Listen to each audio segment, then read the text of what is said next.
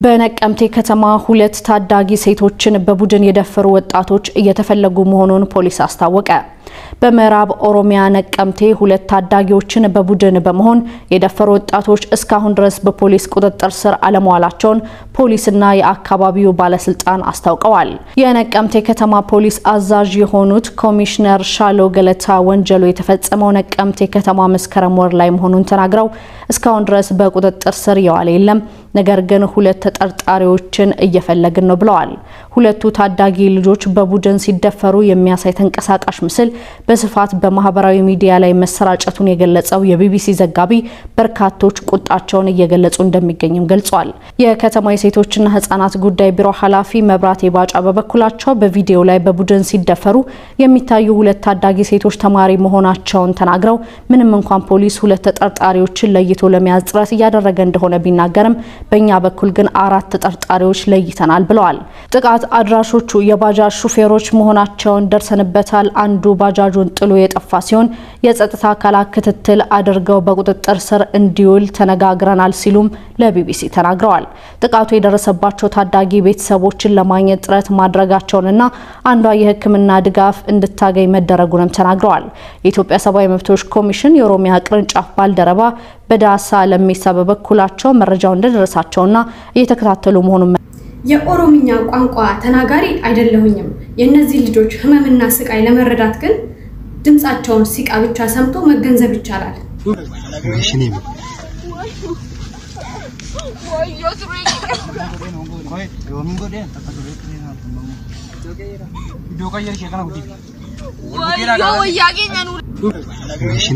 ኦሮሚኛ የምትችሉ ሰዎች ምን እንዳሉ መረዳት አይገብዳችሁም። ይህ ነገር የተፈጸመው ሱሉልታ አካባቢ ነው። ሁለት ሴት ህፃናት ብዛት ባላቸው ወንዶች እየተፈራረቁ ጾታዊ ጥቃት ሲያደርሱባቸው የሚያሳይ ቪዲዮ ነው። የቲክታክ ፕላትፎርም ስለማይፈቅደው ቴሌግራም የተለያዩ ፔጆች ላይ ተፖስቷልና ማየት ትችላላችሁ። ጎረቤትህ ሲታማ ለኔም ብለ ስማ ይላል ያገሬ ሰው። በአንድ ወቅት ጠቅላይ ሚኒስተሩ ሴት ልጅ በወንድ ልጅ መደፈሯ ክብር ነው ብለው መደፈርን ሲያበረታቱና እንደ ክብር መገለጫ ሲናገሩ ሰምተናል። ሴቶች እኮ አሁን በወንድ የተደፈሩት የኛ ወታደሮች ግን በሳንጃ ተደፍረዋል። ስለነሱ የሚያነሳ ሰው የለም። ሴት ልጅም ሚስትም ካለው የአንድ ሀገር መሪ ይህንን ንግግር ፈጽሞ አልጠብቅም። ከእንደዚህ አይነት መሪ ስርዓት ደግሞ ፍትህም ህግም አልጠይቅም። ነገ እያንዳንዳችን ቤት አቋቁቶ ከመግባቱ በፊት መቼም እናት እህት ሚስት የሌለው የለምና እያንዳንዳችን ቤት እያንዳንዳችን በራፍ ከመድረሱ በፊት ይህንን ስርዓት የመታገል ግዴታ አለብን። ምክንያቱም ነግ በኔ ይላል ያገሬ ሰው።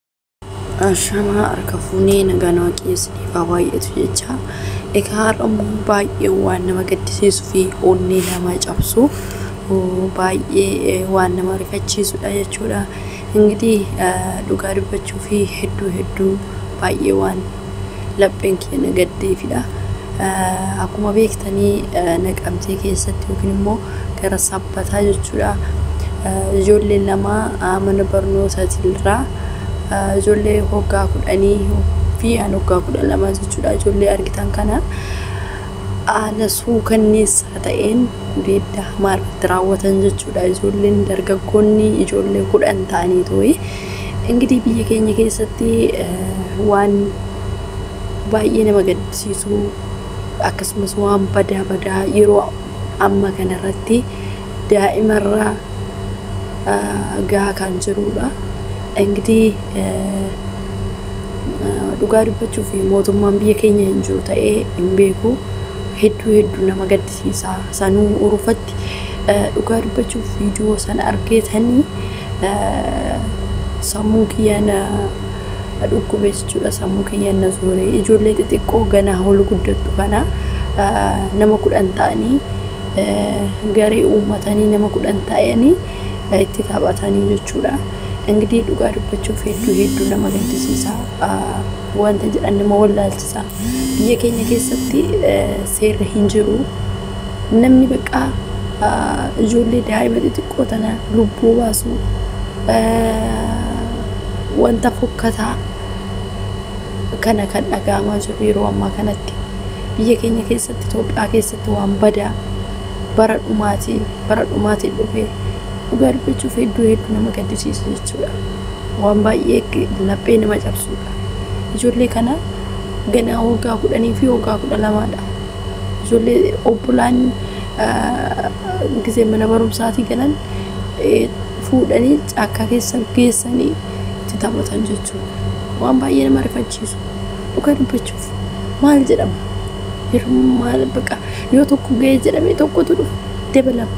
Yoo tokko yaa Rabbi ga'ee jedhitu manurraa dhaabe. Dhugaa dubbachuuf hedduu waan nama rifachiisudha. Hedduu takka laphee nama cabsa.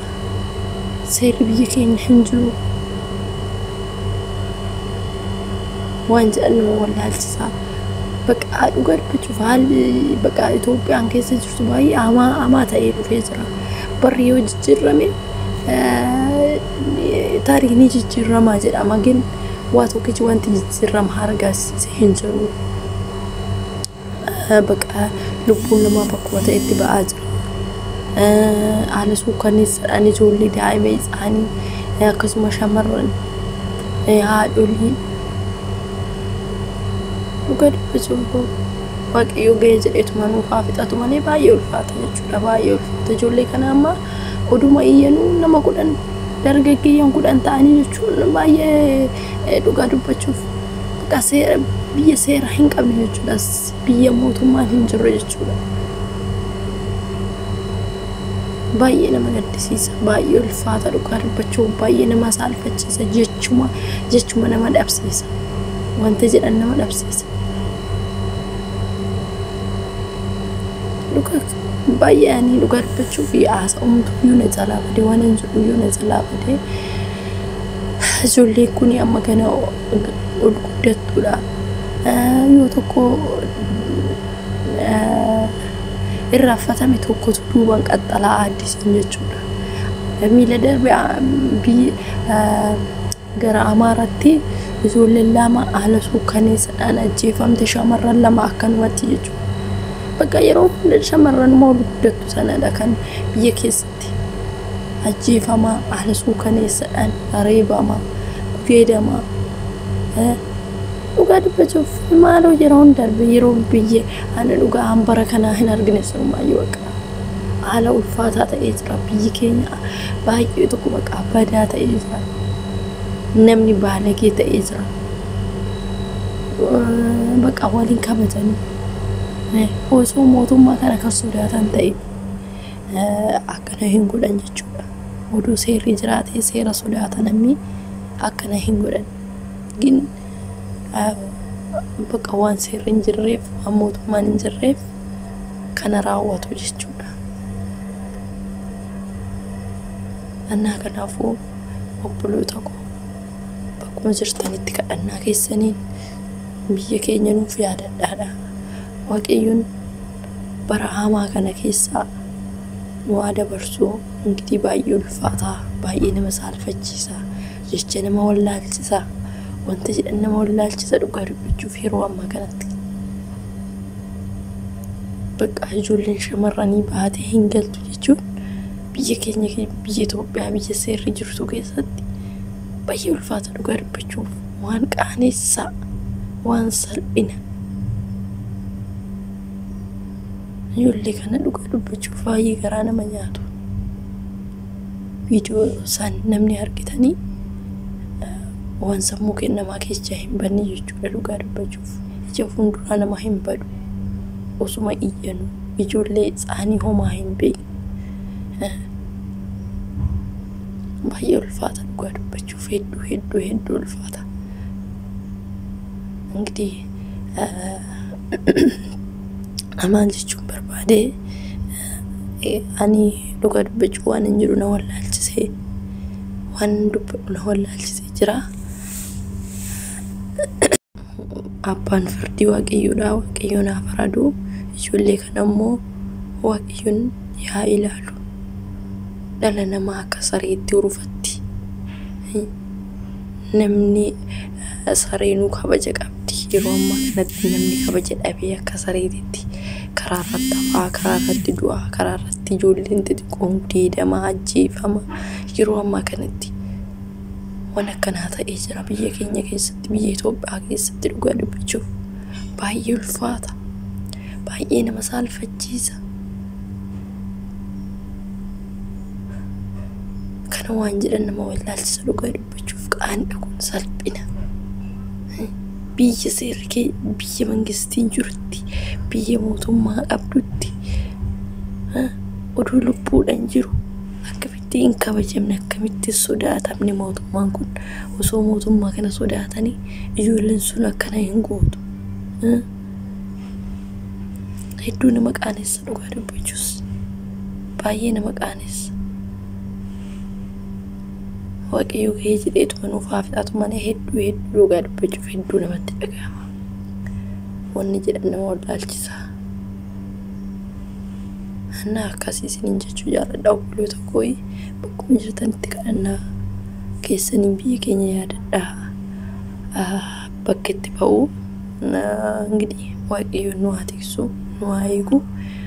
Yeroo ammaa kanatti dhugaa dubbachuuf hedduu sodaachisaa hedduu nama rifachiisa waan salphina waan badaa kana dhaga'uu jaala wanti nama rifachiisu hin jiru.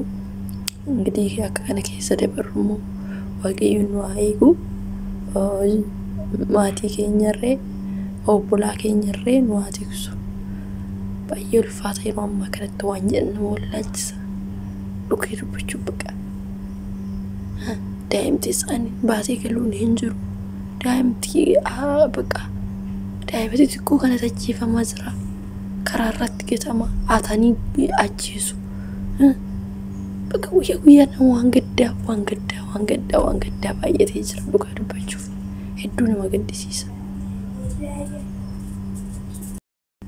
Akkasii isiniin jedhaa waan hundaaf waaqayyo beekadhaa haa faraduu.